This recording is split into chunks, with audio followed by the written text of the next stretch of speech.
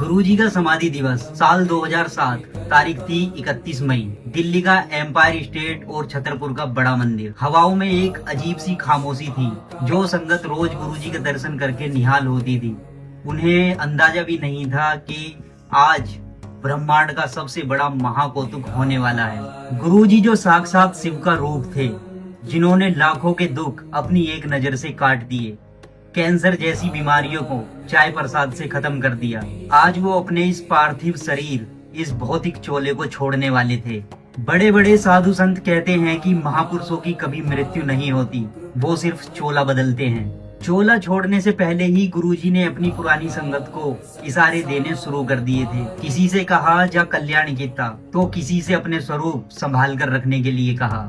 वो जानते थे कि उनका इस धरती पर आने का मकसद पूरा हो चुका है। और फिर आई 31 मई की वो घड़ी, जिस दिन गुरुजी ने महासमाधि ली। हर दिल में सिर्फ एक ही चीख थी कि गुरुजी हमें छोड़कर कहाँ चले गए। लेकिन क्या गुरुजी सच में गए?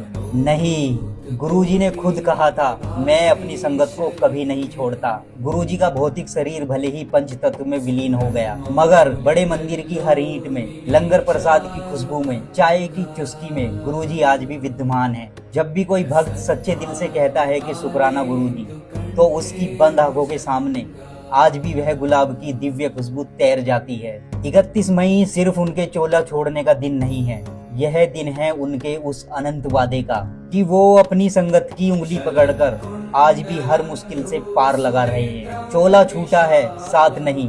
गुरुजी आज भी हमारे अंग संग हैं। गुरुजी के बारे में कुछ अलौकिक बातें। यदि आप उनके बारे में और गहराई से जानना चाहते हैं तो ये बातें आपको उनके और करीब ले आएंगी। जीवन और परिचय। उनका सांसारिक नाम निर्मल सिंह महाराज जी था। उनका जन्म 7 जुलाई 1954 को पंजाब के डुगरी गांव में हुआ था। वह बेहद ही पढ़े लिखे थे। उन्होंने इंग्लिश और इकोनॉमिक्स में डबल MA किया हुआ था।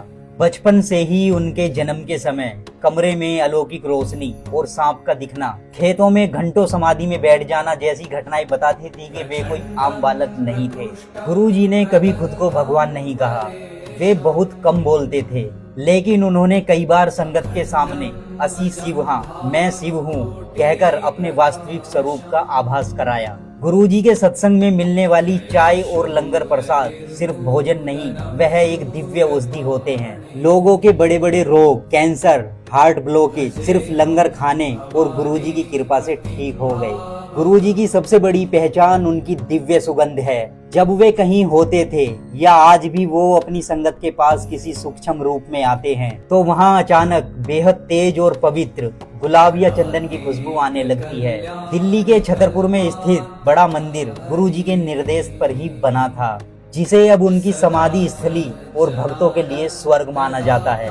वहां जाकर आज भी लोगों को असीम शांति मिलती है। गुरुजी हमेशा कहते थे कि भक्तों को अपनी परेशानियों के लिए उनके पास भागने की जरूरत नहीं है, बस घर पर बैठकर उनके स्वरूप के सामने ध्यान लगाओ, वे सब सुन लेते हैं। उम्मीद करता हूँ कि आपको इस वीडियो से कुछ सीखने को जरूर मिला होगा। ऐसी ही इंटरेस्टिंग वीडियो के लिए मुझे फॉलो करें। इस वीडियो को ज्यादा से ज्यादा संगत के साथ शेयर करें।